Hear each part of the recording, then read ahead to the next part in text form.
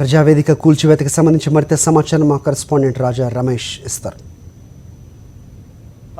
రాష్ట్ర మంత్రి సమాచార శాఖ మంత్రి రవాణా శాఖ మంత్రి పేర్ని నాని కూడా ఉన్నారు. సార్ చెప్పండి, చూస్తుంటే ఇన్ని కోట్ల రూపాయలతో నిర్మించిన ఈ అక్రమ నిర్మాణాన్ని ప్రభుత్వం తొలగిస్తూ ఉంటే దీన్ని తెలుగుదేశం పార్టీకి సంబంధించిన నాయకులు సమర్థించడాన్ని ఎలా చూస్తున్నారు? కూలగొట్టడం కానీ తొలగించడం కానీ జరగట్లేదు. ఇక్కడ డిస్మాంటిల్ చేస్తున్నాం. దీన్ని ఇక్కడ విప్పదీసి తీసుకెళ్ళి ప్రభుత్వ స్థలంలో పరిమితులు తీసుకుని అక్కడ పునర్నిర్మాణం చేయడం జరుగుతుంది. ఇక్కడెక్కడ కూడా కూలగొట్టడం, కూల్చేయడం, ధ్వంసం చేయడం కాదు. ఇదంతా కూడా ఐరన్ స్ట్రక్చర్స్తో, ఐరన్ స్ట్రెస్సులతో వాటితో కట్టింది. ఇది మొత్తం పైన రేకులు. ఈ మొత్తం కూడా రీబిల్డ్ చేస్తాం, డిస్మాంటిల్ చేసి రీబిల్డ్ చేస్తాం. కాబట్టి ప్రజాధనం ఏమీ దుర్వినియోగం అవ్వట్లేదు. ఇక్కడ కొంత చిన్నగా నష్టం జరుగుతుంది. అసలు దీనికి యాక్చువల్ కాస్ట్ అంటే మనం బయట ఇంజనీర్ని వాళ్ళని లేకపోతే మనకు తెలిసినటువంటి నిపుణులను తీసుకొచ్చి చూపిస్తే ఇది 8 కోట్లు చిల్లర 9 కోట్లు ఎట్టి పరిస్థితులు అవ్వదండి. ఇది ఏ పరిస్థితిలో మనం 4 కోట్లు మించే అవకాశం లేదు. 4 కోట్లు కూడా చాలా లావిష్గా చేస్తే అవుతుంది. కానీ ఇక్కడ అంతా కూడా షోక్ ఎక్కువ ఉంది, పై పటారం ఉంది తప్పితే లోపలంతా కూడా సింపుల్ స్ట్రక్చరే ఉంది. ఇది 4 కోట్లు కూడా అవకాశం లేదు. కానీ దీన్ని ఎన్హాన్స్ చేసుకుంటా డబ్బుల్ని 9 కోట్లకు తీసుకెళ్ళిపోయారు. దీంట్లో పెద్ద ఎత్తున అవినీతి జరిగిందనేది నిపుణులు చెప్తున్నారు.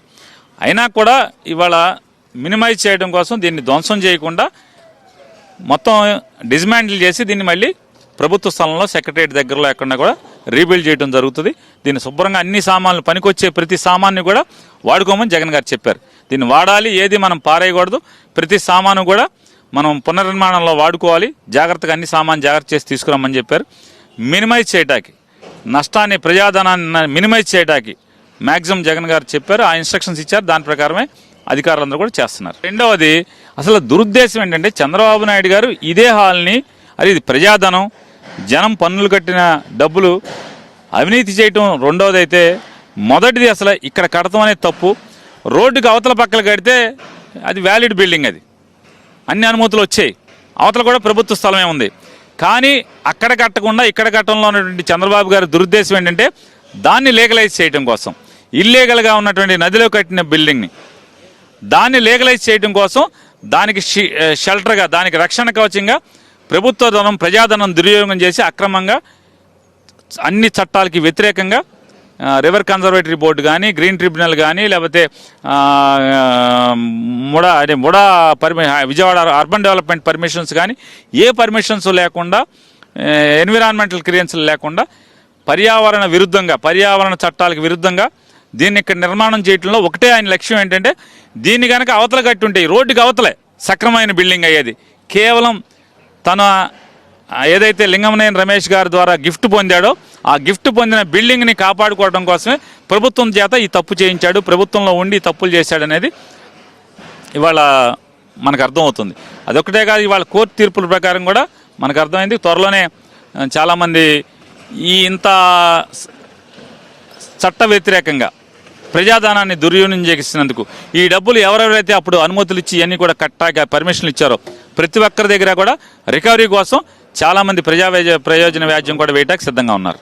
ఇది పరిస్థితి. ప్రజావేదికకు సంబంధించి ఇప్పటికే విలువైన వస్తువులన్నింటినీ కూడా ఇక్కడ నుంచి భద్రంగా తీసుకెళ్లే ప్రయత్నం చేస్తున్నారు. దాదాపుగా కోట్ల రూపాయలతోటి నిర్మించిన ఈ ప్రజావేదికలో అత్యంత విలువైన వస్తువులు కూడా, అంటే ఏసీలు కానీ, ఎలక్ట్రికల్ పరికరాలు కానీ ఇవన్నీ కూడా ఉన్నాయి. మనం ఇక్కడ విజువల్స్ లో చూసినట్టయితే దీంట్లో ఉన్న పరికరాలన్నింటినీ కూడా ఇప్పటికే సిఆర్డీఏ అధికారులందరూ కూడా వాటినన్నింటినీ కూడా జాగ్రత్తగా బయటికి తీసుకున్న పరిస్థితి కనిపిస్తుంది. ఏదైతే ఇప్పుడు తొలగిస్తూ ఉన్నారో ప్రజావేదిక, ఆ ప్రజావేదికకు సంబంధించిన పరికరాలు ఇక్కడ మనకు కనిపిస్తూ ఉన్నాయి.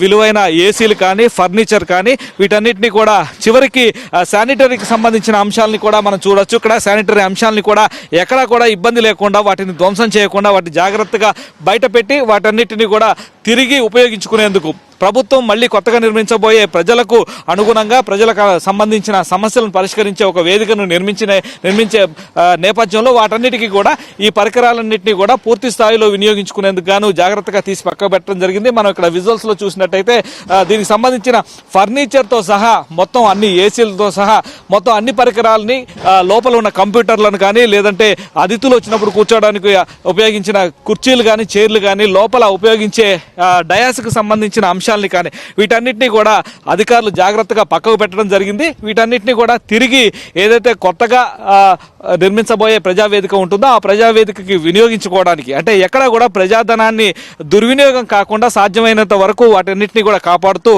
పూర్తి స్థాయిలో వాటన్నిటిని కూడా పక్కకు పెట్టడం జరిగింది. ప్రస్తుతం మనం విజువల్స్లో చూసినట్టయితే ప్రజావేదికకు సంబంధించిన లోపల భాగాలన్నీ కూడా కనిపిస్తూ ఉన్నాయి. లోపల భాగాలు చూసినట్టయితే సెంట్రల్ ఏసీ కింద దీన్ని నిర్మించడం జరిగింది. ఈ లోపల భాగాలన్నీ కూడా చూసినట్టే కేవలం ఒక రేకుల షెడ్ నిర్మించారు. దానికి ఆధునికమైన హంగుల పేరుతోటి అంచనాలను విపరీతంగా పెంచి 4,34,00,000 రూపాయల వ్యయంతో అవ్వాల్సిన ఒక నిర్మాణాన్ని మొత్తం డబల్, అంటే రెట్టింపు 8,90,00,000 రూపాయలను చెల్లించి నిర్మించారు. అంటే దీంట్లో ఏమేమి అంశాలు ఉన్నాయనేది స్పష్టమవుతుంది. మనం చూసినట్టయితే కేవలం బ్రిక్స్ కనిపిస్తూ ఉన్నాయి.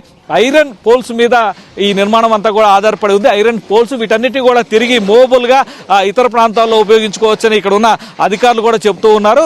అంతేకాకుండా లోపల ఉన్న ఫర్నిచర్తో సహా మిగిలిన వాటన్నిటిని కూడా జాగ్రత్త చేసి వాటిని తిరిగి ప్రభుత్వ కార్యకలాపాలకు సంబంధించిన అంశాల కింద వాడుకునేందుకు గాను పూర్తి స్థాయి ఏర్పాటు చేస్తూ ఉన్న పరిస్థితి.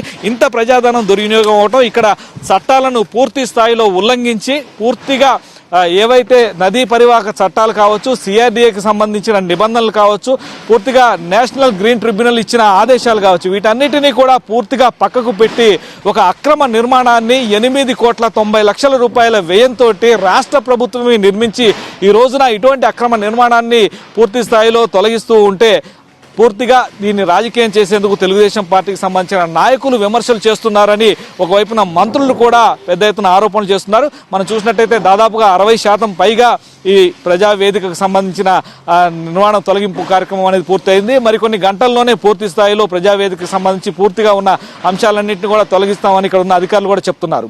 వీడియో జర్నలిస్ట్ బాలుతో రాజా రమేష్, సాక్షి టీవీ, అమరావతి.